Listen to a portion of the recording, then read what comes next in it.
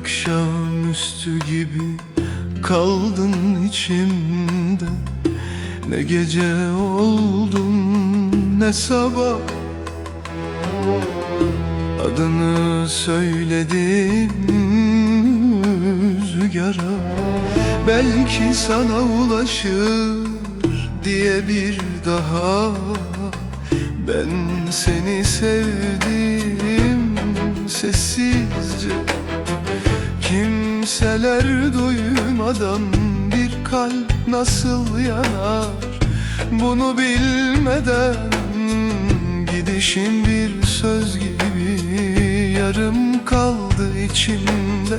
Ben hala seni ararım her geçen günümde. Gel desem gelir misin?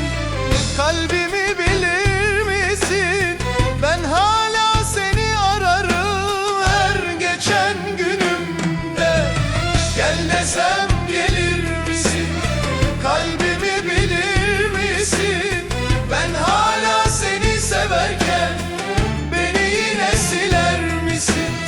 Gel desem gelir misin? Gözlerime bakar mısın? Ben seni unutamazken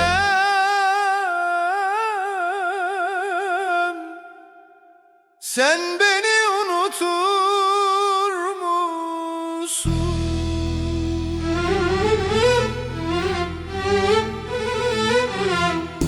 Bir gün yolun düşerse bu eski sokağıma, bil ki bir kalp hala bekler aynı kapıda.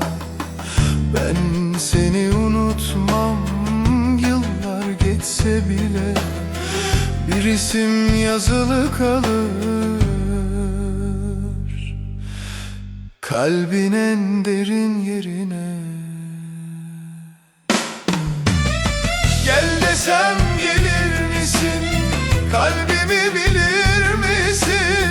Ben hala seni severken beni yine siler misin? Gel desem gelir misin? Gözlerime bakar mısın? Ben seni unutamazken